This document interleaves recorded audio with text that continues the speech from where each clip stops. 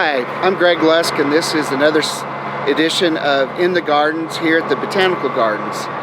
Well, today we're going to talk about pruning, and we'll start here with roses because that's a plant that most people have in their gardens, and they all have a lot of questions about pruning and roses.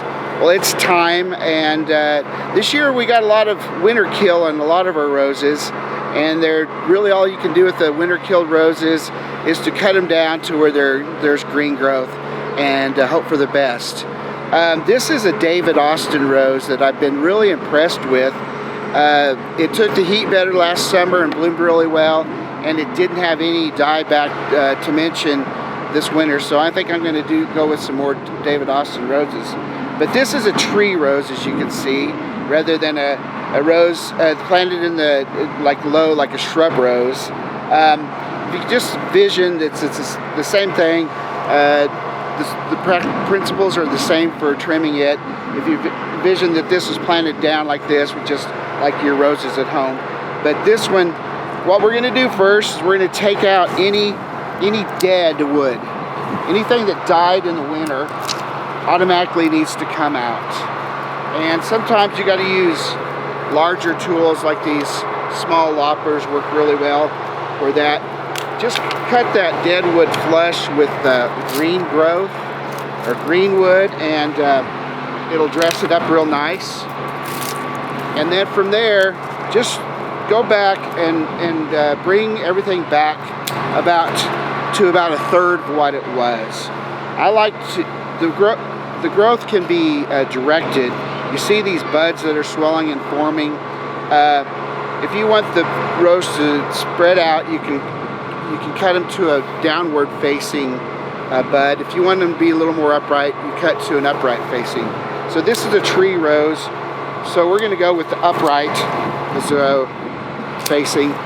And any of this tiny twiggy growth can be cut back as well. But we're going to focus on these larger branches and cut those back.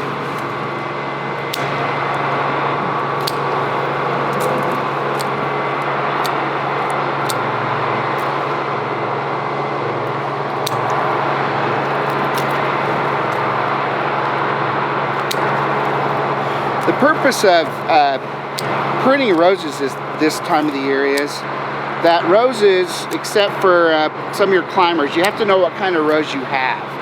It's very important, and then do a little research on what kind of rose it is and the type of pruning needed.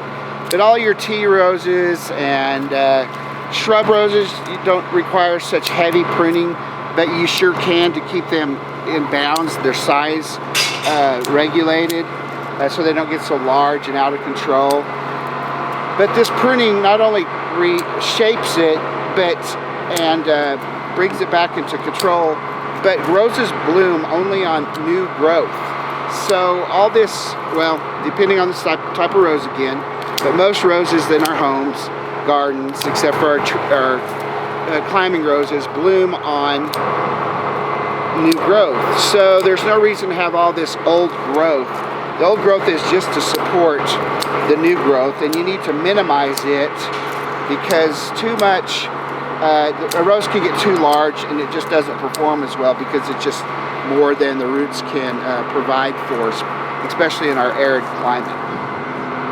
Of course, after we get this pruned, we're going to fertilize it, and then we're going to mulch it. Remember, we're going to mulch everything. Everything in our gardens needs to be mulched. The mulch conserves moisture. It keeps the soil warm in the winter and cool in the summer, and just provides a great growing area for the roots. It provides some nutrition as it breaks down, and it just keeps the soil moisture and temperatures from fluctuating so much. So there's a quickly trimmed rose. You can see it's balanced. We got rid of a lot of the small twiggy stuff that doesn't bloom, and there's no dead left or diseased. Make sure and check for diseased wood and remove that. We remove crossing branches that might rub in the wind and wear on each other, and anything certainly that's winter damaged. So now we're going to, as I said, fertilize it, water it well, and mulch it really heavily. So next we're going to talk about pruning some perennials. This is a shrubby perennial, a buddleia or a butterfly bush. This winter really caused a lot of winter damage. A lot of dieback was caused by this winter. Each winter's different. The buddleia really did take a hard one. This has died down to the ground. As you can see, it is starting to sprout here at the ground. So it'll come back and it'll be fine. So there's what we need to do now that we can see plainly. It's late enough in the spring we can see plainly what's going to grow and what's not. And I see there's no new growth on the stems. So we're just going to remove all of this. I like to cut it down low because there's no reason to leave anything really. It's good to leave a little bit of a stub, not cut it off at the ground, so you can see where the plant is. And it also kind of protects this new plant if it's got these stubs to keep people from walking on it and stuff like that. So here I've got it cut down. It'll regenerate and it'll be fine. I'm going to now just mulch around it. Now when you're mulching, I like to use this wood mulch. It stays in place, it's attractive, and it provides a great cover. It stops weed growth very well, conserves moisture, and it helps maintain soil temperature. Of course, we're not going to mulch right on top of the crown. That needs to have the opportunity to grow up through that. The mulch will actually kill some perennials if you put it on top of them too heavy. But a good layer of mulch around it. Leave the old leaves, just cover them with mulch so it looks dressed up and nice. Those old leaves will rot away and provide nutrients for the plant. Next we'll move on to another perennial. So here we're out here and we have these ornamental grasses. A lot of us have ornamental grasses. It looked great during the winter. I like to leave mine out all winter because, or standing up, because this is a great color, and the movement in the wind, it adds to the garden. If you just cut it off in the fall to stubble, it really isn't anything to look at. You miss half your year. But it's time to take it down and get ready for new growth. If you don't take this old growth off, the new growth's going to come through it. You're going to have that, you know, salt and pepper hair look where it's, you know, live and dead. It's really simple. Usually I use shears, electric shears or gas-powered hedge trimmers, and they work real quick. But these hedge trimmers work as well. You just take a little at a time. You want to trim it up nice and low. There's no reason to leave it tall because all of that, once spring has arrived, just becomes old junk.